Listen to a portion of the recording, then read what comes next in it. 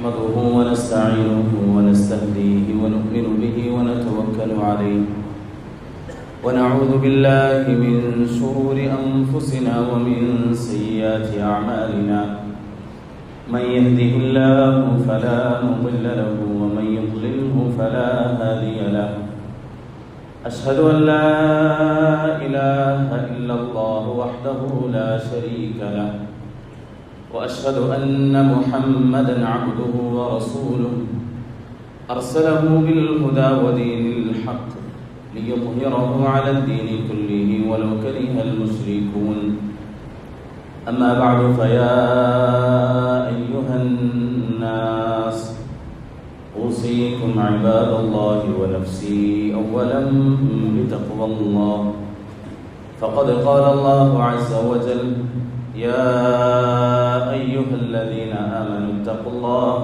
حق تقاته ولا تموتن إلا وأنتم مسلمون وقال أيضا قل إن كنتم تحبون الله فاتبعوني يحببكم الله ويغفر لكم ذنوبكم والله غفور رحيم قل أطيعوا الله والرسول فإن تولوا فإن الله لا يحب الكافرين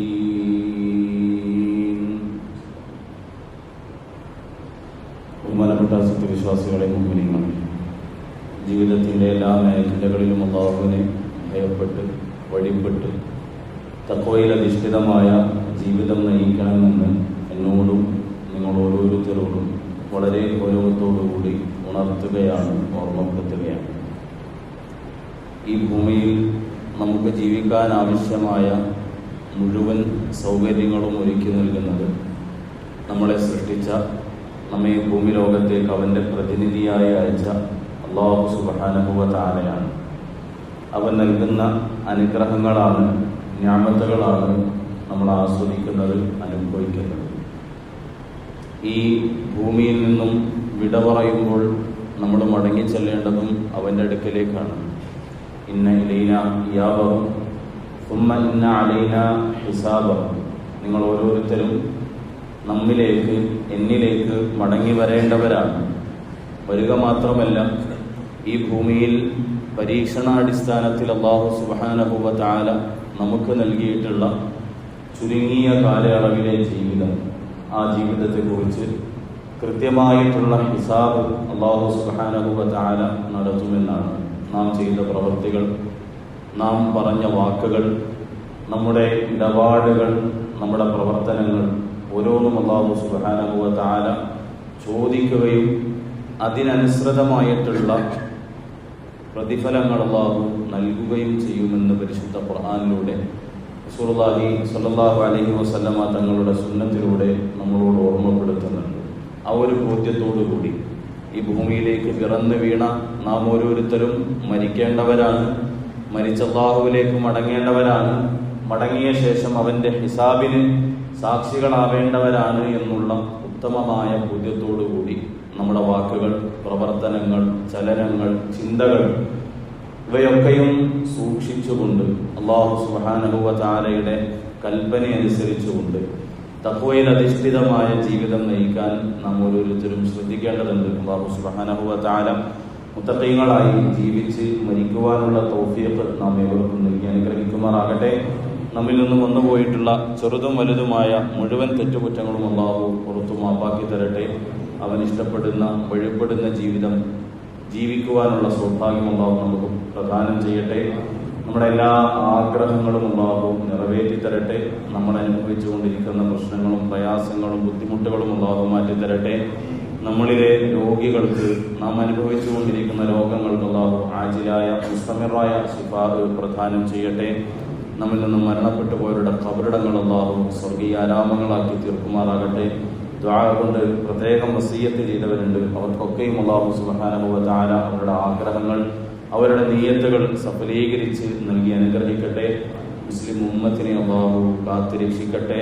ലോകത്തിൻ്റെ വിവിധ ഭാഗങ്ങളിൽ ആക്രമിക്കപ്പെട്ടുകൊണ്ടിരിക്കുന്ന, പീഡിപ്പിക്കപ്പെട്ടുകൊണ്ടിരിക്കുന്ന, പ്രത്യേകിച്ച് ഫലസ്തീനിലെ നമ്മുടെ സഹോദരങ്ങൾക്ക് അല്ലാഹു സുബ്ഹാനഹു വ തആല സബ്ർ പ്രദാനം ചെയ്യട്ടെ. അല്ലാഹുവിൻ്റെ സഹായം നൽകി അനുഗ്രഹിക്കുമാറാകട്ടെ.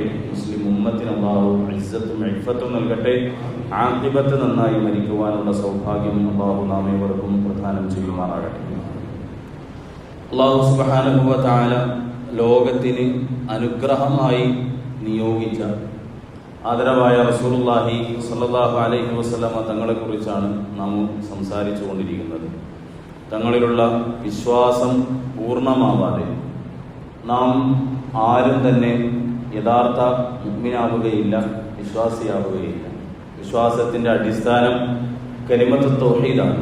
ലാ ഇലാഹ ഇല്ലല്ലാഹ് മുഹമ്മദുർ റസൂലുള്ളാഹ് എന്നുള്ള കലിമത്തിൽ അടിയുറച്ചുള്ള വിശ്വാസമാണ്.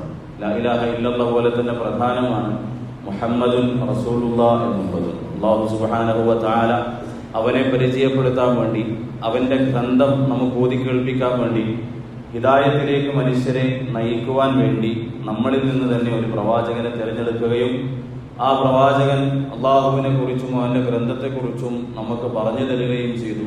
അതാണ് അള്ളാഹു ഇഷ്ടപ്പെടുന്ന മാർഗം എന്ന് മനസ്സിലാക്കി അതിൽ തുടരുക, അതിൽ വിശ്വസിക്കുക, അതനുസരിച്ച് ജീവിക്കുക എന്നുള്ളത് നാം ഓരോരുത്തരുടെയും ബാധ്യതയാണ്, വിശ്വാസത്തിൻ്റെ ഭാഗമാണ്.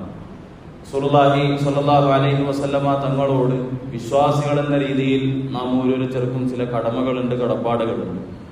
ആ ഒരു വിഷയത്തെക്കുറിച്ചാണ് നമ്മൾ സംസാരിച്ചു കൊണ്ടിരിക്കുന്നത്. അതിലേറ്റവും പ്രധാനപ്പെട്ടത് തങ്ങളെക്കുറിച്ച് അറിയുക എന്നുള്ളതാണ്. ഒരാളെ കുറിച്ച് അറിയുമ്പോഴാണ് അയാളോടുള്ള സ്നേഹം നമുക്ക് അധികരിക്കുക. സ്നേഹം അധികരിക്കുമ്പോഴാണ് അയാൾ പറയുന്നത് കേൾക്കാൻ നമുക്ക് താല്പര്യം ഉണ്ടാവുക. ആ ഒരു അടിസ്ഥാനത്തിൽ നബി തങ്ങളെക്കുറിച്ച് കൃത്യമായിട്ട് നമ്മൾ അറിയണം, തങ്ങളെക്കുറിച്ച് പഠിക്കണം, തങ്ങളുടെ സീറ നമ്മൾ മനസ്സിലാക്കണം. ആ മനസ്സിലാക്കുന്നതിലൂടെ നബി തങ്ങളോടുള്ള സ്നേഹം നമുക്ക് വർദ്ധിക്കും. ആ സ്നേഹം പിന്നീട് അനുധാവനമായി, ഇത്തിബാആയി മാറും എന്ന് നമ്മൾ പറയുകയുണ്ടായി. റസൂലുള്ളാഹി സ്വല്ലല്ലാഹു അലൈഹി വസല്ലമ തങ്ങളുടെ സീറ എന്ന് പറയുന്നത്, ചരിത്രം എന്ന് പറയുന്നത് വളരെ കൃത്യമാണ്, വളരെ വ്യക്തമാണ്.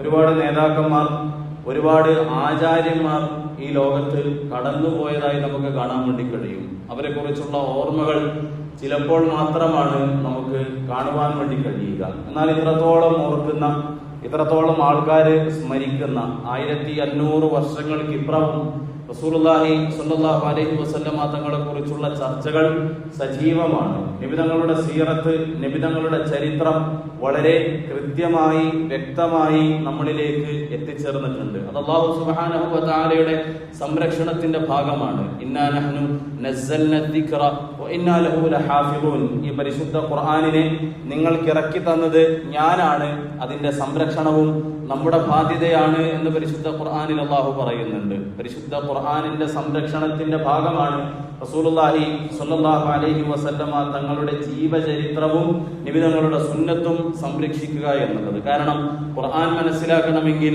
സീറ വളരെ പ്രധാനപ്പെട്ടതാണ് എന്ന് കഴിഞ്ഞ ഖുതുബയിൽ നമ്മൾ സൂചിപ്പിക്കുകയുണ്ടായി. തങ്ങളുടെ ജീവിതം അറിയാതെ, റസൂലുള്ളാഹി സ്വല്ലല്ലാഹു അലൈഹി വസല്ലമ തങ്ങളുടെ സീറത്ത് അറിയാതെ പരിശുദ്ധ ഖുർആനിനെ കൃത്യമായി, വ്യക്തമായി മനസ്സിലാക്കുവാൻ നമുക്ക് സാധിക്കുകയില്ല. അത്തരണത്തിൽ അല്ലാഹു സുബ്ഹാനഹു വ തആല വളരെ വ്യക്തമായാണ് റസൂലുള്ളാഹി സ്വല്ലല്ലാഹു അലൈഹി വസല്ലമ തങ്ങളുടെ ചരിത്രം, നബി തങ്ങളുടെ സുന്നത്ത് സംരക്ഷിച്ചതായി നമുക്ക് കാണാൻ വേണ്ടി കഴിയും.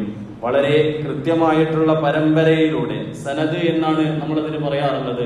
നബി തങ്ങളെ കുറിച്ച് ഒരു സഹാബി കേൾക്കുന്നു, സഹാബിയിൽ നിന്ന് മറ്റൊരാൾ കേൾക്കുന്നു, അയാളിൽ നിന്നും മറ്റൊരാൾ കേൾക്കുന്നു. ഇങ്ങനെ കൃത്യമായിട്ടുള്ള പരമ്പരയിൽ കൂടി നമ്മൾ പരിശോധിച്ചു നോക്കിക്കഴിഞ്ഞാൽ റസൂലുള്ളാഹി സ്വല്ലല്ലാഹു അലൈഹി വസല്ലമ തങ്ങളുടെ ചരിത്രം നമുക്ക് ആരാണോ പറഞ്ഞു തന്നത് അയാളെ കുറിച്ചുള്ള പഠനങ്ങൾ പോലും, അല്ലെങ്കിൽ അവരെ കുറിച്ചുള്ള പഠനങ്ങൾ പോലും നമുക്ക് കിതാബുകളിൽ കാണാൻ വേണ്ടി കഴിയും. ഇൽമു റിജാൽ എന്നാണ് ആ മേഖലയിൽ പറയുക. റാവികൾ, നബി തങ്ങളുടെ ജീവിതം നമുക്ക് പറഞ്ഞു തന്ന ആൾക്കാർ, അവരുടെ ജീവിതത്തിൽ കാണിച്ച വിശുദ്ധി, അവരേത് നാട്ടുകാരായിരുന്നു, എവിടെയാണ് ജനിച്ചത്, എവിടെയാണ് മരണപ്പെട്ടത്, അവരുടെ പ്രവർത്തനങ്ങൾ എന്തൊക്കെയായിരുന്നു, അവരേത് സമയത്താണ് അവരുടെ ഓർമ്മ പോലും നഷ്ടപ്പെട്ടത് എന്ന് പോലും കൃത്യമായി രേഖപ്പെടുത്തിയതായിട്ട് നമുക്ക് കാണാൻ വേണ്ടി കഴിയും. ഞാൻ മറ്റൊരാളിൽ നിന്നും ഒരു വാർത്ത കേട്ടു എന്ന് നിങ്ങളോട് പറയുന്നുണ്ടെങ്കിൽ ഞാനും അയാളും തമ്മിൽ കാണുവാനുള്ള സാധ്യതയുണ്ടോ, കേൾക്കുവാനുള്ള സാധ്യതയുണ്ടോ?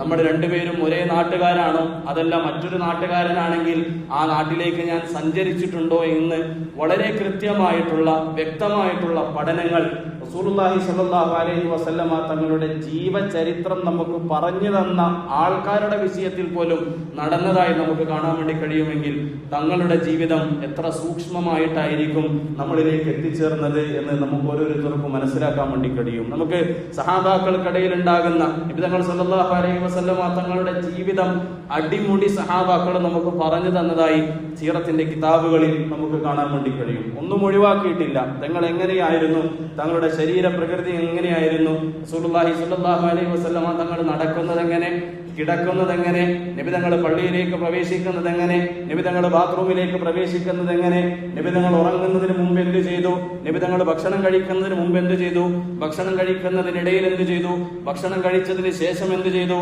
തങ്ങളുടെ മക്കളോടുള്ള പ്രവർത്തനങ്ങൾ എപ്രകാരമായിരുന്നു, ഭാര്യമാരോടുള്ള പ്രവർത്തനങ്ങൾ എപ്രകാരമായിരുന്നു. ഇങ്ങനെ റസൂലുള്ളാഹി സ്വല്ലല്ലാഹു അലൈഹി വസല്ലമ തങ്ങളുടെ ജീവചരിത്രം മുഴുവനും കൃത്യമായി സഹാബാക്കളെ നമുക്ക് പറഞ്ഞു തന്നിട്ടുണ്ട്. എത്രത്തോളം എന്നാൽ ഹദീസുകൾ നമ്മൾ പഠിക്കുമ്പോൾ, സീറത്ത് നമ്മൾ വായിക്കുമ്പോൾ അത്ഭുതപ്പെടുത്തുന്ന പല കാര്യങ്ങളും നമുക്കതിൽ കാണാൻ വേണ്ടി കഴിയും.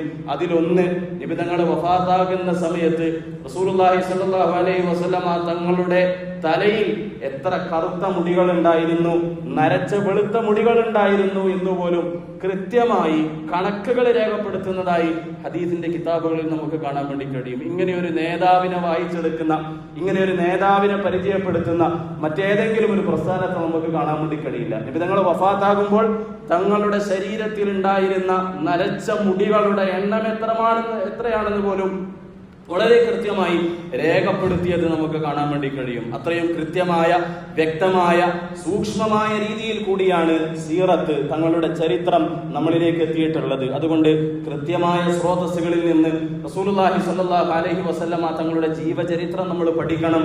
അത് നമ്മുടെ ജീവിതത്തിൽ പ്രാവർത്തികമാക്കണം. വരും തലമുറകൾക്ക് നമ്മൾ പകർന്നു കൊടുക്കുകയും ചെയ്യണം. റസൂലുള്ളാഹി സ്വല്ലല്ലാഹു അലൈഹി വസല്ലമ തങ്ങളോടുള്ള വിശ്വാസി എന്ന രീതിയിൽ നമ്മൾ പാലിക്കേണ്ട, നമ്മൾ പുലർത്തേണ്ട ആദ്യത്തെ ബാധ്യത അതാണ്. രണ്ടാമത്തേത്, പരിശുദ്ധ ഖുർആൻ നമുക്ക് പരിചയപ്പെടുത്തുന്നത് പോലെ റസൂലുള്ളാഹി സ്വല്ലല്ലാഹു അലൈഹി വസല്ലമ തങ്ങളുടെ സുന്നത്ത്, തങ്ങളുടെ ജീവിതം നമ്മുടെ ജീവിതത്തിൽ മാതൃകയാക്കാൻ വേണ്ടിയിട്ട് നമ്മൾ ശ്രമിക്കുക. നിബിധങ്ങളെ നമ്മൾ ഇത്തിബാഅ് ചെയ്യുക, നിബിധങ്ങളെ നമ്മൾ സ്നേഹിക്കുക. ഇതാണ് തങ്ങളോടുള്ള രണ്ടാമത്തെ പ്രധാനപ്പെട്ട, ഏറ്റവും പ്രധാനപ്പെട്ട ഒരു കർത്തവ്യം, ഒരു ദൗത്യം, ഒരു ഉത്തരവാദിത്വം എന്ന് പറയുന്നത്. ഇത്തിബാഉ സുന്നത്തി റസൂലില്ലാഹി സ്വല്ലല്ലാഹു അലൈഹി വസല്ലം. റസൂലുള്ളാഹി സ്വല്ലല്ലാഹു അലൈഹി വസല്ലം തങ്ങൾ നമുക്ക് കാണിച്ചു തന്നിട്ടുള്ള ഒരു ജീവിത മാതൃകയുണ്ട്. ആ മാതൃകയാണ് അള്ളാഹുവിന് ഇഷ്ടപ്പെട്ടത്, അള്ളാഹു പൊരുത്തപ്പെടുന്നത്, അള്ളാഹുവിന്റെ അടുക്കൽ സ്വീകാര്യമാകുന്നത്. ആ മാതൃക അറിയുവാനും അത് ജീവിതത്തിൽ പ്രാവർത്തികമാക്കുവാനുമുള്ള ശ്രമങ്ങൾ നമ്മൾ നടത്തേണ്ടതുണ്ട്. പരിശുദ്ധ ഖുർആൻ നമ്മൾ പരിശോധിച്ച് നോക്കിക്കഴിഞ്ഞാൽ അള്ളാഹുവുമായിട്ടുള്ള ബന്ധം, അള്ളാഹുവിനോടുള്ള സ്നേഹം, അള്ളാഹുവിനോടുള്ള അനുസരണ തുടങ്ങിയ കാര്യങ്ങൾ അള്ളാഹു നമുക്ക് പറഞ്ഞു തരുന്ന സ്ഥലങ്ങളിലൊക്കെയും റസൂലുള്ളാഹി സ്വല്ലല്ലാഹു അലൈഹി വസല്ലമ തങ്ങളോടുള്ള സ്നേഹവും അനുസരണയും ചേർത്ത് പറയുന്നതായി നമുക്ക് കാണാൻ വേണ്ടി കഴിയും. ഖുൽ ഇൻ കുൻതും തുഹിബ്ബൂനല്ലാഹ ഫത്തബിഊനി യുഹിബ്ബുകുമുല്ലാഹ്. നിങ്ങൾ അല്ലാഹുവിനെ ഇഷ്ടപ്പെടുന്നുണ്ടെങ്കിൽ, അല്ലെങ്കിൽ അല്ലാഹു നിങ്ങളെ ഇഷ്ടപ്പെടണം എന്ന് നിങ്ങൾ ആഗ്രഹിക്കുന്നുണ്ടെങ്കിൽ ഫത്തബിഊനി, നിങ്ങൾ എന്നെ പിൻപറ്റുക, എന്നെ അനുധാവനം ചെയ്യുക. അങ്ങനെയാണെങ്കിൽ അല്ലാഹു നിങ്ങളെ സ്നേഹിക്കും, ഇഷ്ടപ്പെടുമെന്ന് പരിശുദ്ധ ഖുർആനിൽ കൂടി റബ്ബ് സുബ്ഹാനഹു വ തആല നമ്മളോട് പറയുന്നുണ്ട്. വമൻ യുതിഅ റസൂല ഫഖദ് അതാഅ അല്ലാഹ്, വമൻ യുതിഅ റസൂല ഫഖദ് അതാഅ അല്ലാഹ്. ആര് അല്ലാഹുവിന്റെ റസൂലിനെ അനുസരിക്കുന്നുവോ അവൻ അല്ലാഹുവിനെയും അനുസരിച്ചിരിക്കുന്നു. അഥവാ അല്ലാഹുവിനെ അനുസരിക്കണം എന്നുള്ള താല്പര്യം നിങ്ങളുടെ മനസ്സിലുണ്ടാകണമെങ്കിൽ പ്രഥമ പടിയായിക്കൊണ്ട് ആദ്യമായി നിങ്ങൾ ചെയ്യേണ്ട പ്രവർത്തനം എന്നുള്ളത് റസൂലുള്ളാഹി സ്വല്ലല്ലാഹു അലൈഹി വസല്ലമ തങ്ങളെ അനുസരിക്കുക എന്നുള്ളതാണ്. വമാ കാന ലിമുഅ്മിനിൻ വലാ മുഅ്മിനത്തിൻ ഇദാ ഖലല്ലാഹു വറസൂലുഹു അംറൻ അൻ യകൂന ലഹുമുൽ ഖിയറതു മിൻ അംരിഹിം വമൻ യഅസില്ലാഹ വറസൂലഹു ഫഖദ് ളല്ല ളലാലൻ മുബീന. പരിശുദ്ധ ഖുർആനിൽ അല്ലാഹു പറയാണ്, വമാ കാന ലിമുഅ്മിനിൻ വലാ മുഅ്മിനത്തിൻ, ഒരു വിശ്വാസിക്കോ വിശ്വാസിനിക്കോ യോജിച്ചതല്ല, അനുയോജ്യമായതല്ല. ഇദാ ഖലല്ലാഹ്, അല്ലാഹു ഒരു കാര്യം തീരുമാനിച്ചു കഴിഞ്ഞാൽ, അല്ലാഹു മാത്രമല്ല, ഇദാ ഖലല്ലാഹു വറസൂലുഹു അംറൻ, അല്ലാഹുവും അവന്റെ റസൂലും ഒരു കാര്യം തീരുമാനിച്ചു കഴിഞ്ഞാൽ അയ്യകൂന ലഹുമുൽ ഖിയറതു മിൻ അംരിഹിം, പിന്നീട് സ്വന്തമായിട്ടൊരു തീരുമാനം എടുക്കരുത്. പടച്ചവൻ ഒരു കാര്യത്തിൽ, അല്ലെങ്കിൽ അല്ലാഹുവിന്റെ റസൂൽ ഒരു കാര്യത്തിൽ ഒരു വിധി പറഞ്ഞു കഴിഞ്ഞാൽ പിന്നീട് മൂന്നാമതൊരു ആലോചന അല്ലെങ്കിൽ രണ്ടാമതൊരു ആലോചന ആലോചന നമ്മുടെ ജീവിതത്തിൽ ഉണ്ടാകാൻ വേണ്ടി പാടില്ല. അങ്ങനെ ആരെങ്കിലും ആലോചിക്കുകയാണെങ്കിൽ അവന്റെ ജീവിതം വഴികേടിലേക്കാണ് പോകുന്നതെന്ന് പരിശുദ്ധ ഖുർആനിൽ അല്ലാഹു സുബ്ഹാനഹു വ തആല പറയുന്നുണ്ട്. മറ്റൊരായത്തിൽ നമുക്ക് കാണാൻ വേണ്ടി കഴിയും, ഫലാ വറബ്ബിക ലാ യുമിനൂൻ, ഫലാ വറബ്ബിക ലാ യുമിനൂൻ. വല്ലാത്തൊരു പ്രയോഗമാണ് അത്. ഫലാ, നിങ്ങൾ അറിയണം, ഫലാ വറബ്ബിക ലാ യുമിനൂൻ, നിങ്ങളുടെ നിന്റെ രക്ഷിതാവ് തന്നെയാണ് സത്യം. അല്ലാഹു സ്വന്തത്തെ തന്നെ സത്യം ചെയ്ത് പറയുകയാണ്. അങ്ങനെ പറയണമെങ്കിൽ ആ കാര്യം എത്രത്തോളം ഗൗരവമുള്ളതായിരിക്കും. ഫലാ വറബ്ബിക, നിന്റെ രക്ഷിതാവ് തന്നെയാണ് സത്യം. ലാ യുമിനൂന ഹത്താ യുഹക്കിമുക ഫീമാ ശജറ ബൈനഹും, നബിയെ അവർക്കിടയിൽ പരസ്പരം അഭിപ്രായ വ്യത്യാസമുള്ള പ്രശ്നങ്ങൾക്ക് തങ്ങളെ പരിഹാരമാക്കുന്നത് വരെ, തങ്ങളുടെ നിർദ്ദേശങ്ങൾ തങ്ങളുടെ അഭിപ്രായങ്ങൾ പരിഹാരമായി സ്വീകരിക്കുന്നത് വരെ അവരുടെ വിശ്വാസം പൂർത്തിയാവില്ല എന്ന് പരിശുദ്ധ ഖുർആനിൽ അല്ലാഹു പറയാണ്. കല്യാണം നടത്താൻ വേണ്ടി വീട്ടിൽ ആലോചനകൾ നടത്തുന്നു. എങ്ങനെ കല്യാണം നടത്തണം നബിയെ? അവിടെ നിങ്ങളുടെ ഇടപെടലുകൾ ഉണ്ടാവണം. നിങ്ങൾ എപ്രകാരമാണോ, തങ്ങൾ എപ്രകാരമാണോ കല്യാണം നടത്തണം എന്ന് പറഞ്ഞത്, അത്തരത്തിലുള്ള കല്യാണാലോചനകൾ ആ വീട്ടിൽ നടക്കുന്നത് വരെ ആ വീട്ടുകാരെ വിശ്വാസിയല്ല എന്ന് ഈ ആയത്ത് ചേർത്ത് വായിച്ചാൽ നമുക്ക് മനസ്സിലാക്കാൻ വേണ്ടി കഴിയും. ഒരു കച്ചവടം തുടങ്ങുന്നു, മറ്റേതെങ്കിലും കാര്യങ്ങളിൽ നമ്മൾ ഏർപ്പെടുന്നു, അങ്ങനെ എന്ത് പ്രവർത്തനങ്ങളും നമ്മൾ ചെയ്യുന്നുണ്ടെങ്കിൽ അതിന് മുൻപന്തിയിൽ നമ്മൾ എന്ത് വിഷയമാണ് സ്വീകരിക്കേണ്ടത്? റസൂലുള്ളാഹി സ്വല്ലല്ലാഹു അലൈഹി വസല്ലമ തങ്ങൾ ആ മേഖലയിൽ നമുക്ക് കാണിച്ചു തന്നിട്ടുള്ള മാതൃക എന്താണ്? തങ്ങളുടെ ജീവിതം എപ്രകാരമായിരുന്നു? തങ്ങൾ എപ്രകാരമാണ് കല്യാണം നടത്താൻ വേണ്ടി പറഞ്ഞത്? എപ്രകാരമാണ് കച്ചവടം നടത്താൻ വേണ്ടി പറഞ്ഞത്? എപ്രകാരമാണ് കുടുംബജീവിതം നടത്താൻ വേണ്ടി പറഞ്ഞത്? എപ്രകാരമാണ് സാമൂഹ്യ ജീവിതം നടത്താൻ വേണ്ടി പറഞ്ഞത്? എല്ലാ വിഷയങ്ങളിലും തങ്ങളെ മുൻപന്തിയിൽ നിർത്തുന്നത് വരെ അവരുടെ വിശ്വാസം പൂർണ്ണമാവില്ല എന്ന് പരിശുദ്ധ ഖുർആനിൽ കൂടി അല്ലാഹു സുബ്ഹാനഹു വ തആല നമ്മളോട് ഉണർത്തുകയാണ്. അങ്ങനെയാണെങ്കിൽ ഈ ആയത്തുകളൊക്കെയും മുൻനിർത്തി നമ്മൾ പരിശോധിച്ചു നോക്കിക്കഴിഞ്ഞാൽ ഇത്തിബാഉർ റസൂൽ, റസൂലുള്ളാഹി സ്വല്ലല്ലാഹു അലൈഹി വസല്ലമ തങ്ങളെ അനുസരിക്കുക, നബി തങ്ങളുടെ ജീവിതം മാതൃകയാക്കി സ്വീകരിക്കുക എന്നുള്ളത് എത്രത്തോളം ഗൗരവകരമായിട്ടുള്ള വിഷയമാണ് എന്ന് നമുക്ക് മനസ്സിലാക്കാൻ വേണ്ടി കഴിയും. അവസാന കാലം എത്തിക്കഴിഞ്ഞാൽ നിങ്ങൾ ഒരുപാട് പ്രശ്നങ്ങൾ നേരിടേണ്ടി വരുമെന്ന് റസൂലുള്ളാഹി സ്വല്ലല്ലാഹു അലൈഹി വസല്ലമ തങ്ങൾ പറയുന്നുണ്ട്. നിങ്ങൾ എനിക്ക് ശേഷം ജീവിക്കുകയാണെങ്കിൽ, ഞാനില്ലാത്തൊരു സാഹചര്യം നിങ്ങൾക്ക് ഉണ്ടാവുമല്ലോ. സഹാബാക്കളെ അഭിമുഖീകരിച്ചുകൊണ്ട് നമ്മളോടൊക്കെ നബി തങ്ങൾ പറയാണ്, എനിക്ക് ശേഷം നിങ്ങൾ ജീവിക്കുകയാണെങ്കിൽ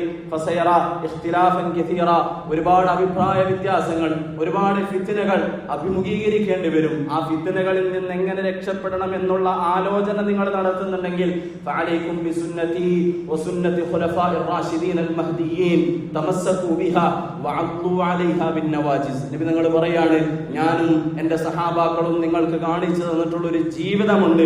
ആ ജീവിതം നിങ്ങൾ ജീവിക്കുന്ന സമയത്ത് സ്വാഭാവികമായിട്ടും ആ നാട്ടുകാരിൽ നിന്നും അല്ലെങ്കിൽ ആ പ്രദേശക്കാരിൽ നിന്നും അന്ന് നിങ്ങൾ ജീവിക്കുന്ന സാഹചര്യത്തിൽ നിന്നും ഒരുപാട് പ്രശ്നങ്ങളും പ്രതിസന്ധികളും പ്രയാസങ്ങളും പരിഹാസങ്ങളും നിങ്ങൾക്ക് നേരിടേണ്ടി വരും. സുന്നത്ത് മുറുകെ പിടിക്കുന്നതിന്റെ വിഷയത്തിൽ അല്ലെങ്കിൽ സുന്നത്ത് മുറുകെ പിടിച്ചതിന്റെ വിഷയത്തിൽ ഒരുപക്ഷെ നിങ്ങൾക്ക് ലഭിക്കേണ്ട ആനുകൂല്യങ്ങൾ ലഭിച്ചെന്ന് വരില്ല. എന്ത് തന്നെയായാലും ആ ഫിത്നകളിൽ നിന്നും നിങ്ങൾക്ക് രക്ഷ നേടണമെങ്കിൽ ഫഅലൈക്കും ബിസുന്നതി വസുന്നതി ഖുലഫാഇർ റാഷിദീൻ അൽ മഹ്ദിയീൻ, നിങ്ങൾ എന്റെയും എന്റെ അനുചരന്മാരായിട്ടുള്ള സഹാബാക്കളുടെയും ജീവിതം നിങ്ങൾ മുറുകെ പിടിക്കണം. അദ്ദു അലൈഹാ ബിന്നവാജിദ്, നിങ്ങൾ അത് കടിച്ചു പിടിക്കണം എന്നാണ് റസൂലുള്ളാഹി സ്വല്ലല്ലാഹു അലൈഹി വസല്ലമ തങ്ങൾ പറയുന്നത്. വിട്ടുകൊടുക്കാൻ വേണ്ടി പാടില്ല, വീഴ്ച വരുത്താൻ വേണ്ടി പാടില്ല, അലംഭാവം വരുത്താൻ വേണ്ടി പാടില്ല.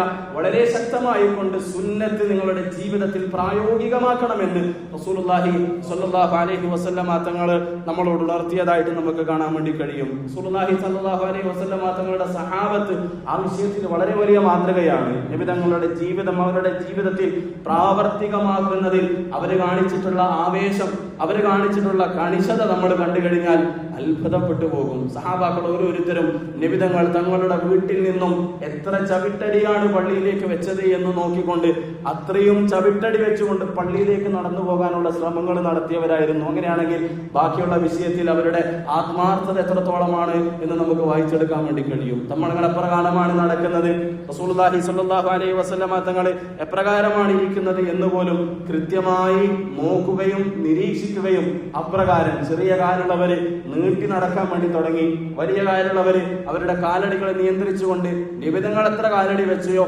അത്രയും കാലടി വെച്ചുകൊണ്ട് പള്ളിയിലേക്ക് നടന്നു പോകാനുള്ള ശ്രമങ്ങൾ നടത്തി. അബ്ദുല്ലാഹി ഇബ്നു ഉമർ റളിയല്ലാഹു അൻഹു മുത്തബിഉ സുന്നയായിരുന്നു.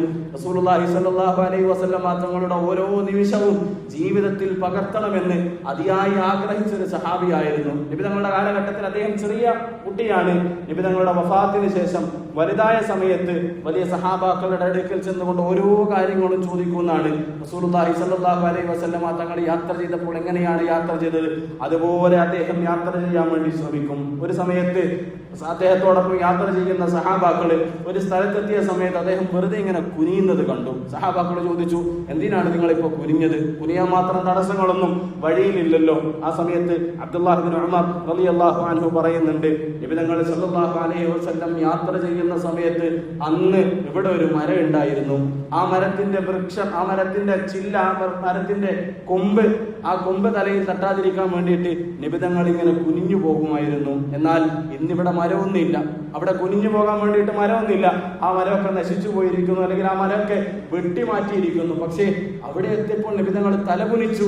ആ തലകുനിക്കിൽ എനിക്കും കിട്ടണം എന്നുള്ള ആഗ്രഹത്തോടുകൂടി അബ്ദുല്ലാഹ് ഇബ്നു ഉമർ റളിയല്ലാഹു അൻഹു തലകുനിച്ച് നടന്നിരുന്നു എന്ന് ചരിത്രത്തിൽ നമുക്ക് കാണാൻ വേണ്ടി കഴിയും. തങ്ങളുടെ ജീവിതം തന്റെ ജീവിതത്തിൽ എത്രത്തോളം പ്രാവർത്തികമാകണമെന്നുള്ള കർക്കശബോധം അദ്ദേഹത്തിന്റെ ജീവിതത്തിൽ ഉണ്ടായിരുന്നു എന്ന് ഈ ചരിത്ര സംഭവങ്ങളിൽ കൂടിയൊക്കെ നമുക്ക് മനസ്സിലാക്കാൻ വേണ്ടി കഴിയും. അദ്ദേഹം യാത്ര ചെയ്യുന്ന സമയത്തൊക്കെ ചിലയിടങ്ങളിൽ അങ്ങനെ വിശ്രമിക്കാൻ വേണ്ടി കിട്ടിയിരിക്കും. കൂടെയുള്ളവര് ചോദിക്കുമല്ല, വിശ്രമിക്കാൻ മാത്രം നമ്മൾ യാത്രകളൊന്നും ചെയ്തില്ലല്ലോ, തളരാൻ മാത്രം യാത്രയൊന്നും ചെയ്തില്ലല്ലോ.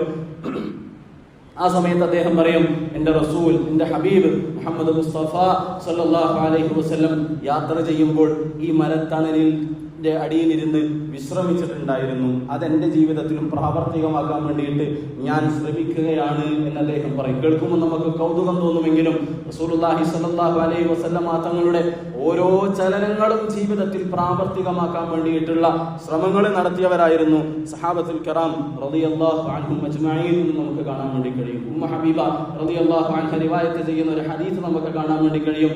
ഞാൻ റസൂലുള്ളാഹി സ്വല്ലല്ലാഹു അലൈഹി വസല്ലമ തങ്ങളിൽ നിന്നും ഒരു ഹദീസ് കേട്ടു. ആരെങ്കിലും 12 റക്അത്ത് ഒരു ദിവസം പതിവാക്കുകയാണെങ്കിൽ, അതായത് സുന്നത്ത് നമസ്കാരങ്ങൾ ഫജ്റിന് മുമ്പ്, സുബ്ഹിക്ക് മുമ്പ് 2 റക്അത്ത്, ളുഹർ നമസ്കാരത്തിന് മുമ്പ് 4 റക്അത്ത്, ളുഹറിന് ശേഷം 2 റക്അത്ത്, മഗ്രിബിന് ശേഷം 2 റക്അത്ത്, ഇശാക്ക് ശേഷം 2 റക്അത്ത്, ആരെങ്കിലും ഈ 12 റക്അത്തുകൾ കൃത്യമായി നമസ്കരിക്കുകയാണെങ്കിൽ ബനല്ലാഹു ലഹു ബൈതൻ ഫിൽ ജന്ന, സ്വർഗ്ഗത്തിൽ ആ മനുഷ്യന് അല്ലാഹു ഭവനം ഒരുക്കി കൊടുക്കും, വീട് നൽകുമെന്നുള്ളൊരു ഹദീസ് ഞാൻ കേട്ടു.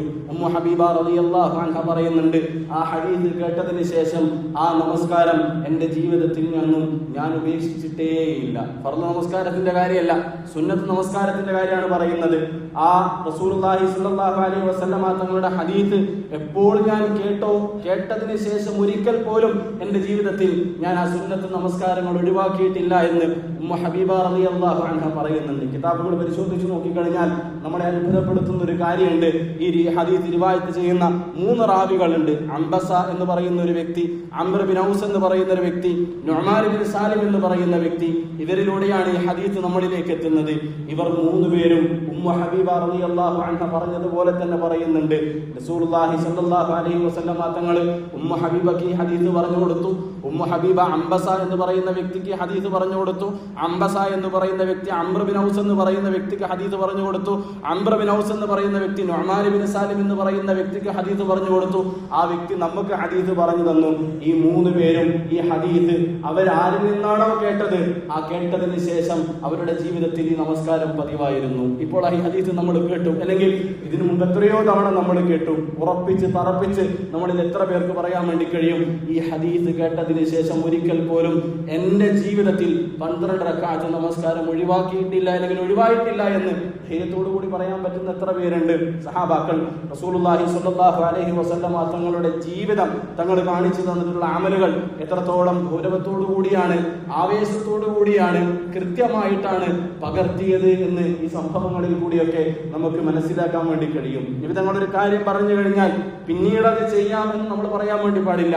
പിന്നീടാവട്ടെ, അല്ലെങ്കിൽ അടുത്ത ആഴ്ച ആവട്ടെ, അടുത്ത റമദാൻ വരട്ടെ എന്ന് നമ്മൾ കാത്തു നിൽക്കരുത്.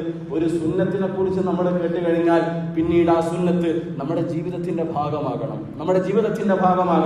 നമ്മൾ എന്ത് പ്രതിസന്ധികൾ ഉണ്ടായാൽ പോലും അത് ജീവിതത്തിൽ നിന്നും ഒഴിവാക്കാൻ വേണ്ടി പാടില്ല. അലി റളിയല്ലാഹു അൻഹു പറഞ്ഞു തരുന്നുണ്ടല്ലോ, റസൂലുള്ളാഹി സ്വല്ലല്ലാഹു അലൈഹി വസല്ലമ തങ്ങൾ ഒരു രാത്രി എന്റെയും ഫാത്തിമയുടെയും അടുക്കൽ വന്നിട്ട് ഞങ്ങൾക്കൊരു ദുആ പഠിപ്പിച്ചു തരികയാണ്.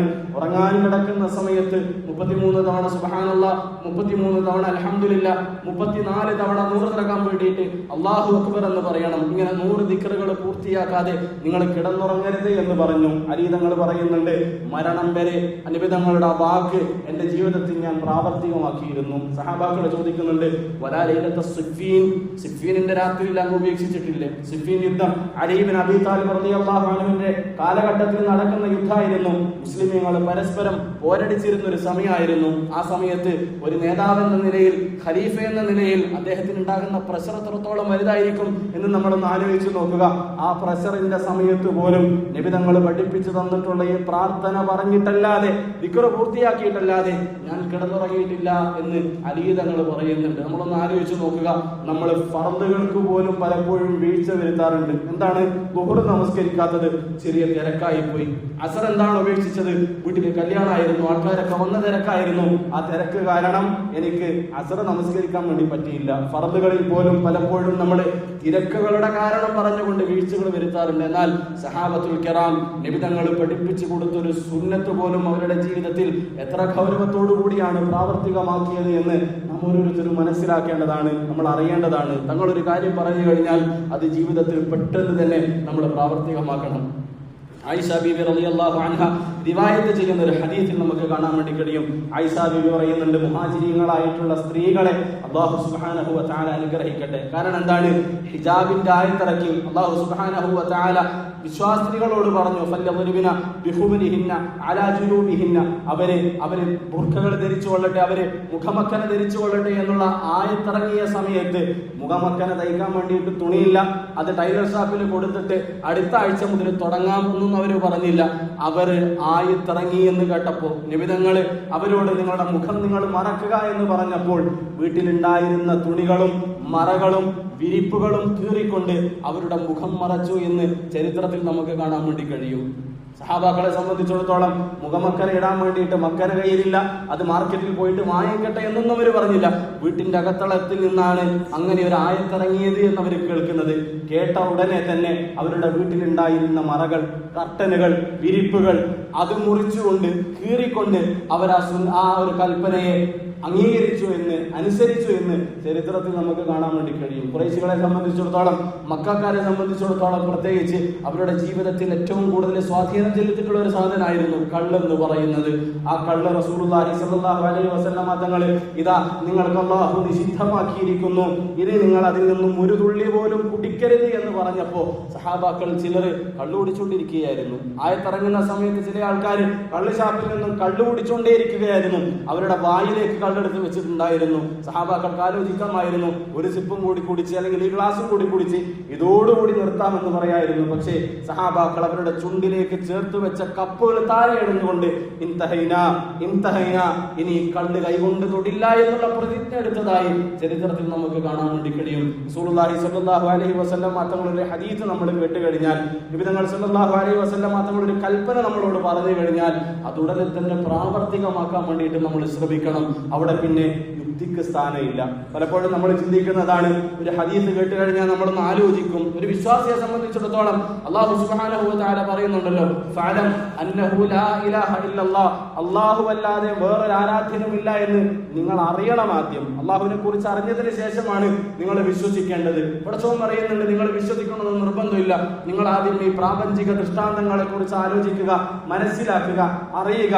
അങ്ങനെയാണെങ്കിൽ ഒരു സ്രഷ്ടാവുണ്ട്, ഒരു റബ്ബുണ്ട് എന്ന് നിങ്ങൾ ബോധ്യപ്പെട്ട് കഴിഞ്ഞാൽ പിന്നീട് നിങ്ങൾ വിശ്വസിക്കണം. വിശ്വസിച്ചു കഴിഞ്ഞാൽ പിന്നീട് പടച്ചവൻ എന്താണോ പറയുന്നത് അത് തന്നെ നിങ്ങൾ പ്രാവർത്തികമാക്കണം. റസൂലുള്ളാഹി സ്വല്ലല്ലാഹു അലൈഹി വസല്ലം തങ്ങൾ എന്താണോ പറയുന്നത് അത് നമ്മൾ പ്രാവർത്തികമാക്കണം. പിന്നീട് അവിടെ യുക്തിക്ക് സ്ഥാനമില്ല. എനിക്കത് നല്ലതായിട്ട് തോന്നുന്നില്ല, അതിന്റെ ബുദ്ധിക്ക് യോജിക്കുന്നില്ല എന്ന് പറയാനുള്ള സ്വാതന്ത്ര്യം നമുക്കില്ല. കാരണം ആ ബുദ്ധിയും യുക്തിയും ശക്തിയും ഒക്കെ നമുക്ക് നൽകിയത് അല്ലാഹു സുബ്ഹാനഹു വ തആലയാണ്. അല്ലാഹു എന്താണോ പറയുന്നത് അത് പറയാൻ, അതനുസരിക്കാൻ നമ്മൾ ബാധ്യസ്ഥരാണ്. വമാ ആതാകുമുർ റസൂലു ഫഖുദൂഹു വമാ നഹാകും അൻഹു ഫൻതഹു. നബി തങ്ങൾ എന്തു പറഞ്ഞു അത് സ്വീകരിച്ചോളണം. അവിടെ പിന്നീട് ചിന്തിക്കൽ ആവശ്യമില്ല. വമാ നഹാകും അൻഹു ഫൻതഹു. നബി തങ്ങൾ എന്താണ് നിങ്ങളോട് ചെയ്യരുത് എന്ന് പറഞ്ഞത് അത് പിന്നീട് ചെയ്യാൻ വേണ്ടി പാടില്ല. ഉമർ ഇബ്നുൽ ഖത്താബ് റളിയല്ലാഹു അൻഹു നമ്മളെക്കാളൊക്കെ എത്രയോ വലിയ ബുദ്ധിയുള്ള ആളായിരുന്നു. അദ്ദേഹം പറയുന്നുണ്ട് ഹജറുൽ അസ്വദിനെ നോക്കിക്കൊണ്ട്, വല്ലാഹി ഇന്നി അഅലമു അന്നകി ഹജർ, നീ വെറും ഒരു കല്ലാണ് എന്ന് എനിക്കറിയാം. ലൗലാ അന്നി റഅയ്തു റസൂലുള്ളാഹി സ്വല്ലല്ലാഹു അലൈഹി വസല്ലം യുഖബ്ബിലുകി മാ ഖബ്ബൽതുകി.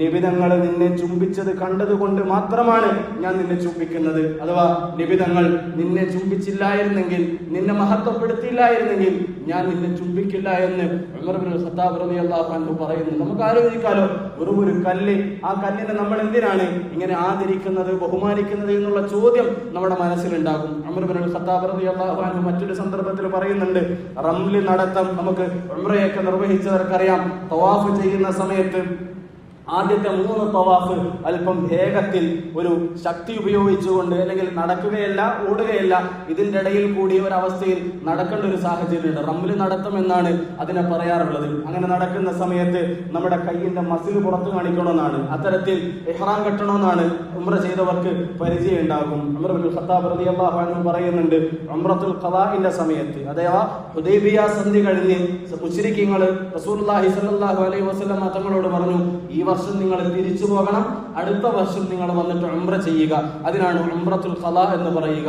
ആ ഉംറ ചെയ്യാൻ വേണ്ടിയിട്ട് നബിയും സഹാബത്തും വന്ന സമയത്ത് അവിടെ ഉണ്ടായിരുന്ന ആൾക്കാർ പറഞ്ഞു വരുത്താൻ വേണ്ടി തുടങ്ങി, മുസ്ലിമീങ്ങൾക്ക് പകർച്ചവ്യാധി പിടികൂടിയിരിക്കുന്നു, അവർക്ക് പനിയുണ്ട്, പനി കാരണം അവരൊക്കെ ക്ഷീണിതരാണ്, അവരുടെ ക്ഷീണം അവരുടെ മുഖത്തു നിന്നും നമുക്ക് കാണാൻ വേണ്ടി കഴിയും. ഇങ്ങനെ മുസ്ലിമീങ്ങളെ തളർത്താൻ വേണ്ടിയിട്ടുള്ള വാക്കുകളൊക്കെ പറഞ്ഞപ്പോൾ നബി തങ്ങൾ സഹാബാക്കളോട് പറഞ്ഞതാണ്, നമ്മുടെ ശക്തി അവർക്ക് കാണിച്ചു കൊടുക്കാൻ വേണ്ടിയിട്ട് ആദ്യത്തെ 3 തവാഫ് നിങ്ങൾ അല്പം വേഗത്തിൽ ധൃതിയിൽ ശക്തി പ്രകടിപ്പിച്ചുകൊണ്ട് നിങ്ങൾ നടത്തുക. മാത്രമല്ല നിങ്ങളുടെ ശക്തി കാണിക്കാൻ വേണ്ടിയിട്ട് നിങ്ങളുടെ കൈയിന്റെ മസിൽ നിങ്ങൾ അവർക്ക് പുറത്ത് കാണിച്ചു കൊടുക്കുക. അങ്ങനെ റസൂലുള്ളാഹി സ്വല്ലല്ലാഹു അലൈഹി വസല്ലം തങ്ങൾ മുശ്രിക്കീങ്ങളെ കാണിക്കാൻ വേണ്ടിയിട്ടായിരുന്നു അന്ന് നബി തങ്ങൾ സഹാബാക്കളോട് അപ്രകാരം കൽപ്പന ചെയ്തിട്ടുള്ളത്. ഉമർ ഇബ്നുൽ ഖത്താബ് റളിയല്ലാഹു അൻഹുവിന്റെ ഖിലാഫത്തിന്റെ കാലഘട്ടത്തിൽ അദ്ദേഹം സഹാബാക്കളോട് പറയുന്നുണ്ട്, അന്ന് റസൂലുള്ളാഹി സ്വല്ലല്ലാഹു അലൈഹി വസല്ലം തങ്ങൾ റംല് നടത്താൻ വേണ്ടിയിട്ട് നമ്മളോട് പറഞ്ഞു, കൈ പുറത്തിടാൻ വേണ്ടിയിട്ട് പറഞ്ഞു. ഇന്ന് മുസ്ലിമീങ്ങൾ നിർഭയരാണ്, മുസ്ലിമീങ്ങൾക്ക് അങ്ങനെ ആരെയും പേടിക്കേണ്ട ആവശ്യമൊന്നുമില്ല. പിന്നെ നമ്മൾ എന്തിനാണ് ഇന്ന് കൈ പുറത്തിടുന്നത്? അല്ലെങ്കിൽ ആദ്യത്തെ തവാഫില് 3 പ്രാവശ്യം അങ്ങനെ തവാഫ് ചെയ്യുന്നതിന്റെ കാരണം എന്താണ്? സഹാബാക്കളോട് ഉമർ തങ്ങൾ പറഞ്ഞു, റസൂലുള്ളാഹി സ്വല്ലല്ലാഹു അലൈഹി വസല്ലം തങ്ങൾ ഒരു കാര്യം പറഞ്ഞു കഴിഞ്ഞാൽ പിന്നീട് നമ്മളത് ഒഴിവാക്കാൻ വേണ്ടി പാടില്ല. അത് ഇത്ര കാലം കഴിഞ്ഞാലും നിബിധങ്ങൾ ചെയ്തതാണല്ലോ, നിബിധങ്ങളോടൊപ്പം നമ്മൾ ചെയ്തൊരു പ്രവൃത്തി പിന്നീട് നമ്മൾ എങ്ങനെയാണ് ഉപേക്ഷിക്കുക എന്ന് ഉമർ ഇബ്നുൽ ഖത്താബ് റളിയല്ലാഹു അൻഹു ചോദിക്കുന്നുണ്ട്. യുക്തി അനുസരിച്ച് ഇപ്പോൾ അങ്ങനെ നമ്മൾ നടത്തേണ്ട ആവശ്യമൊന്നുമില്ല. മുസ്ലിമീങ്ങൾ നിർഭയരാണ്, മുസ്ലിമീങ്ങളെ ആരെയും ആക്രമിക്കാനോ പീഡിപ്പിക്കാനോ ഒന്നും വരുന്നില്ല. പിന്നീട് ആരെ കാണിക്കാൻ വേണ്ടിയിട്ടാണ്? ആരെയും കാണിക്കാനല്ല.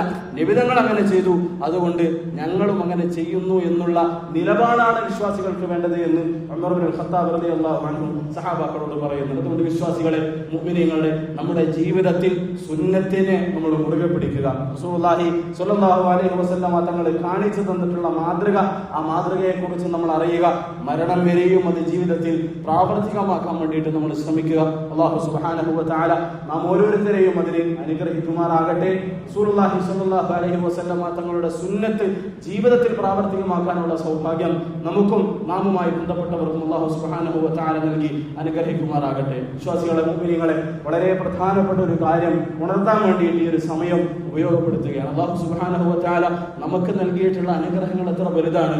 നിർഭയരായിക്കൊണ്ട് നമുക്ക് ആവശ്യമായിട്ടുള്ള സൗകര്യങ്ങളൊക്കെയും ഉപയോഗിച്ചുകൊണ്ട് നമ്മൾ വളരെ സന്തോഷത്തോടു കൂടി ജീവിക്കുകയാണ്. നമ്മുടെ ജീവിതം ഇങ്ങനെ മുന്നോട്ട് പോയിക്കൊണ്ടിരിക്കുകയാണ്. എന്നാൽ ഇതുപോലെ നമ്മുടെ ഭൂമിയുടെ മറ്റൊരു ഭാഗത്ത് നമ്മുടെ സഹോദരങ്ങൾ പട്ടിണിയിൽ, അക്രമത്തിൽ, നമ്മുടെ മക്കൾക്ക് നമ്മൾ ചെയ്തു കൊടുക്കുന്ന ഒരുപാട് സൗകര്യങ്ങളുണ്ട്. ആ സൗകര്യങ്ങൾ കുറഞ്ഞു പോയോ എന്നതിനെ കുറിച്ച് അവലാതിപ്പെടുകയാണ്. മകന് കൊടുത്തിട്ടുള്ള കാറിൽ എയർ കണ്ടീഷൻ കുറവാണോ എന്ന് നമ്മൾ ആലോചിക്കുകയാണ്. മകൾക്ക് കൊടുത്തിട്ടുള്ള കല്യാണമാല കൊടുത്ത സമയത്ത് മൂത്ത മകൾക്ക് 100 പവനായിരുന്നു, ഇളയ മകൾക്ക് 80 പവനായി പോയി. അത് കുറച്ച് കുറഞ്ഞു പോയോ? വീട്ടിന്റെ സൗകര്യം കുറഞ്ഞു പോയോ?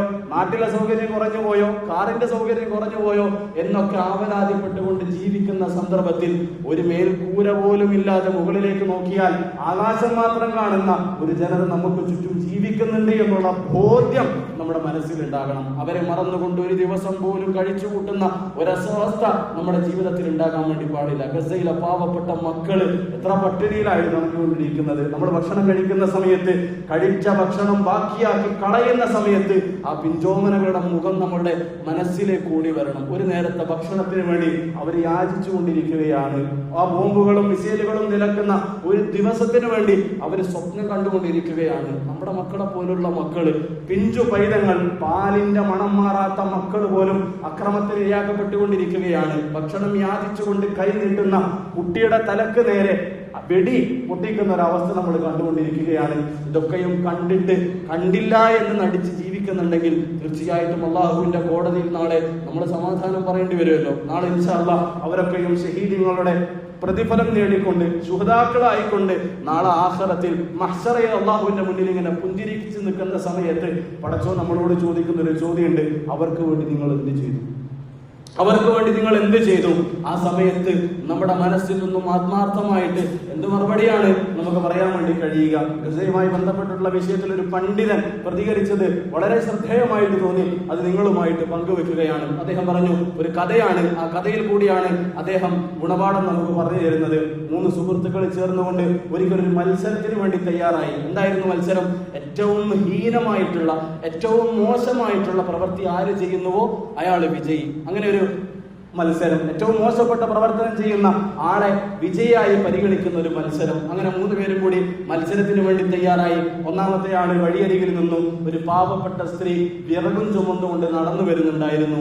ആദ്യത്തെ ആള് ആ സ്ത്രീയുടെ അടുക്കൽ ചെന്നുകൊണ്ട് ആ സ്ത്രീയെ പൊതിരെ തല്ലാൻ വേണ്ടി തുടങ്ങി. വൃദ്ധയാണ്, അബലയാണ്, പ്രതിരോധിക്കാൻ വേണ്ടി പോലും കഴിയില്ലാത്ത സ്ത്രീയാണ്. ആ സ്ത്രീ മർദ്ദിച്ചു, ക്രൂരമായിട്ട് മർദ്ദിച്ചു. മർദ്ദിച്ച് സ്ത്രീ ഒരു ചളിയിലേക്ക് തള്ളിയിട്ടു. ഒന്നാമത്തെ ആള് തിരിച്ചു വന്നു. രണ്ടാമത്തെ ആൾ ആ സ്ത്രീയുടെ അടുക്കലേക്ക് പോയ സമയത്ത് ആ സ്ത്രീ വിചാരിച്ചത് എന്നെ രക്ഷപ്പെടുത്താൻ വേണ്ടിയിട്ട് വന്നിട്ടുള്ള ആളായിരിക്കും എന്നാണ്. എന്നാൽ അയാൾ വീണ്ടും അയാളെ മർദ്ദിക്കാൻ വേണ്ടി തുടങ്ങി. സ്ത്രീയെ മർദ്ദിക്കാൻ വേണ്ടി തുടങ്ങി. മർദ്ദിച്ച് ആ സ്ത്രീയെ ചളിയിലേക്ക് തള്ളിയിടാൻ വേണ്ടി തുടങ്ങി. 2 പേരും നിർത്തി. മൂന്നാമത്തെ ആള് ഒന്നും ചെയ്തില്ല. അയാൾ മിണ്ടാതെ നിന്നു. ഇത് കണ്ട സമയത്ത് ആദ്യത്തെ 2 പേരും പറഞ്ഞു, മൂന്നാമത്തെ ആള് മത്സരത്തിൽ പങ്കെടുത്തിട്ടില്ല, അതുകൊണ്ട് നമ്മൾ 2 പേരിൽ ആരാണ് ആദ്യം അല്ലെങ്കിൽ ഏറ്റവും കൂടുതൽ അവരെ പീഡിപ്പിച്ചത്, ഉപദ്രവിച്ചത് എന്ന് നോക്കിക്കൊണ്ട് സമ്മാനം നമുക്കിടയിൽ വീതിക്കാം. ആ സമയത്ത് മൂന്നാമത്തെ ആൾ പറഞ്ഞു, മത്സരം കഴിഞ്ഞെങ്കിൽ ഞാനൊരു കാര്യം പറയാം. നിങ്ങളെക്കാളും മോശമായിട്ടുള്ള പ്രവൃത്തി, ഹീനമായിട്ടുള്ള പ്രവൃത്തി ചെയ്തത് ഞാനാണ്. കാരണം നിങ്ങൾ 2 പേരും മർദ്ദിച്ച, പീഡിപ്പിച്ച, അടിച്ച, തൊഴിച്ച ആ സ്ത്രീ ഉണ്ടല്ലോ, ആ സ്ത്രീ എന്നെ നൊന്ത് പ്രസവിച്ച ഉമ്മയാണ്. എന്നെ നൊന്ത് പ്രസവിച്ച ഉമ്മയാണ്. ആ ഉമ്മയെ നിങ്ങൾ മർദ്ദിക്കുന്ന സമയത്തും പീഡിപ്പിക്കുന്ന സമയത്തും ഞാൻ കൈകെട്ടി കൊണ്ടുകൊണ്ട് ചിരിച്ചു പുഞ്ചിരിച്ചു നിന്നില്ലേ? നിങ്ങളെക്കാളും വലിയ ഹീനമായിട്ടുള്ള പ്രവൃത്തി ചെയ്തത് ഞാനാണ്. അതുകൊണ്ട് സമ്മാനം എനിക്ക് നൽകണം. ഒന്നാമത്തെ ആള് ഇസ്രായേലിന് തുല്യാണ്. ഇസ്രായേൽ ആക്രമിച്ചുകൊണ്ടിരിക്കുന്നു, ഫലസ്തീൻകാര് അതിങ്ങനെ അനുഭവിച്ചുകൊണ്ടേയിരിക്കുന്നു. രണ്ടാമത്തെ ആള് അമേരിക്കയെ പോലെയുള്ള പോലീസിനെ മയ്യുന്ന ആൾക്കാരാണ്. അവരെ രക്ഷിക്കാനെന്നുള്ള രീതിയിൽ വീണ്ടും പീഡിപ്പിച്ചുകൊണ്ടേയിരിക്കുകയാണ്. മൂന്നാമത്തേത് അറബ് രാജ്യവും നമ്മളും അടങ്ങുന്ന വിശ്വാസി സമൂഹമാണ്. നമ്മൾ അവരെ കുറിച്ച് പീഡിപ്പിക്കപ്പെട്ടുകൊണ്ടിരിക്കുന്നു, ആക്രമിക്കപ്പെട്ടുകൊണ്ടിരിക്കുന്നു. പക്ഷെ അതിനെക്കുറിച്ച് ആലോചിക്കുക പോലും ചെയ്യാതെ, അവർക്ക് വേണ്ടി പ്രാർത്ഥിക്കുക പോലും ചെയ്യാതെ, പ്രതിഷേധത്തിന്റെ ഒരു നീക്കം പോലും നമ്മുടെ ഭാഗത്തു നിന്നുമില്ല എങ്കിൽ ഉമ്മയെ സ്വന്തം കൺമുന്നിൽ വെച്ച് മർദ്ദിക്കപ്പെടുമ്പോൾ കൈകെട്ടി പുഞ്ചിരിച്ചു നോക്കി നിൽക്കുന്ന മക്കൾക്ക് സമാനമാണ് നാം ഓരോരുത്തരും എന്ന് നമ്മൾ തിരിച്ചറിയണം. അതുകൊണ്ട് അവർക്ക് വേണ്ടി ആത്മാർത്ഥമായി നമ്മൾ പ്രാർത്ഥിക്കണം. അതാണ് അവർക്ക് നമുക്ക് നൽകാൻ വേണ്ടി കഴിയുന്ന ഏറ്റവും പ്രധാനപ്പെട്ട കാര്യം എന്ന് പറയുന്നത്. അള്ളാഹുവിനോട് കണ്ണ് നിറഞ്ഞുകൊണ്ട് കരഞ്ഞുകൊണ്ട് പടച്ചവന്റെ മുന്നിൽ നമ്മുടെ ആവശ്യങ്ങൾ പറയുന്നത് പോലെ അവരുടെ ആവശ്യങ്ങൾ നമ്മൾ അള്ളാഹുവിനോട് പറയണം. അള്ളാഹു സുബ്ഹാനഹു വ തആല തീർച്ചയായിട്ടും ആ പ്രാർത്ഥനയ്ക്ക് ഉത്തരം നൽകുക തന്നെ ചെയ്യും. ഇത്രയും ദൂരെ നിന്നും അവർക്ക് വേണ്ടി ശബ്ദിച്ചാൽ എങ്ങനെ അവർ കേൾക്കാനാണ് എന്നുള്ള ചിന്ത നമ്മുടെ മനസ്സിലുണ്ടെങ്കിൽ കാലങ്ങൾക്ക് മുമ്പ്, വർഷങ്ങൾക്ക് മുമ്പ്, 1000, 2000, 3000 വർഷങ്ങൾക്ക് മുമ്പ് ഖലീലുള്ളാഹി ഇബ്രാഹിം നബി അലൈഹി സ്വലാത്തു വസ്സലാം ഒരു കുഞ്ഞു പോലും ഇല്ലാതെ മക്കയുടെ മണലാരണ്യത്തിൽ നിന്ന് അള്ളാഹുവിന്റെ കൽപ്പന പ്രകാരം മനുഷ്യരെ വിളിച്ചിരുന്നു. ആ വിളി നമ്മൾ കണ്ടു കഴിഞ്ഞാൽ നമ്മൾ ചോദിക്കും, ഒരു മനുഷ്യൻ പോലും വരാത്ത മക്കയിലേക്ക് നിങ്ങൾ എന്തിനാണ് ആൾക്കാരെ വിളിച്ചുകൊണ്ടിരിക്കുന്നത്? വർഷങ്ങൾക്ക് ഇപ്പുറം ഇബ്രാഹിം നബി അലൈഹി സ്വലാത്തു വസ്സലാമിന്റെ വിളിക്ക് ഉത്തരമായിക്കൊണ്ട് വിശ്വാസികൾ മക്കയിലേക്ക് പോകുന്നത് നമ്മൾ കണ്ടിട്ടുണ്ടല്ലോ. അല്ലാഹു സുബ്ഹാനഹു വ തആല ഖലീലുള്ളാഹി ഇബ്രാഹിം നബിയുടെ പ്രാർത്ഥനയ്ക്ക് ഉത്തരം നൽകിയതുപോലെ തീർച്ചയായിട്ടും ദൂരങ്ങൾക്ക് ഇപ്പുറം നിന്ന് നമ്മൾ ചെയ്യുന്ന പ്രതിഷേധങ്ങൾ, നമ്മൾ നടത്തുന്ന വാക്കുകൾ, അല്ലെങ്കിൽ നമ്മൾ അവർക്ക് വേണ്ടി ചെയ്യുന്ന ദുആകൾ തീർച്ചയായിട്ടും അല്ലാഹു സുബ്ഹാനഹു വ തആല കേൾക്കും. അല്ലാഹു അതിന് ഉത്തരം നൽകുകയും ചെയ്യും. അല്ലാഹു സുബ്ഹാനഹു വ തആല വിശ്വാസികൾക്ക് വേണ്ടിയിട്ട് നിലകൊള്ളുന്ന നല്ല വിശ്വാസികളിൽ നാം ഇവരെയും ഉൾപ്പെടുത്തി അനുഗ്രഹിക്കുമാറാകട്ടെ. പീഡിപ്പിക്കപ്പെട്ടുകൊണ്ടിരിക്കുന്ന, ആക്രമിക്കപ്പെട്ടുകൊണ്ടിരിക്കുന്ന നമ്മുടെ സഹോദരങ്ങൾക്ക് അല്ലാഹു സുബ്ഹാനഹു വ തആല സഹായം നൽകട്ടെ, സമാധാനം നൽകട്ടെ. ശത്രുക്കളെ അല്ലാഹു സുബ്ഹാനഹു വ തആല പൂർണ്ണാർത്ഥത്തിൽ നശിപ്പിക്കുമാറാകട്ടെ. റബ്ബ് സുബ്ഹാനഹു വ തആല ആഖിബത്ത് നന്നായി മരിക്കാനുള്ള സൗഭാഗ്യം നാം ഏവർക്കും നൽകി അനുഗ്രഹിക്കുമാറാകട്ടെ. അൽഹംദുലില്ലാഹ്.